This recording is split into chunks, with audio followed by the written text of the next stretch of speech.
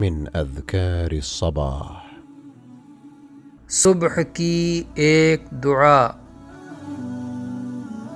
أصبحنا على فطرة الإسلام وكلمة الإخلاص ودين نبينا محمد صلى الله عليه وسلم وملة أبينا إبراهيم حنيفا وما كان من المشركين.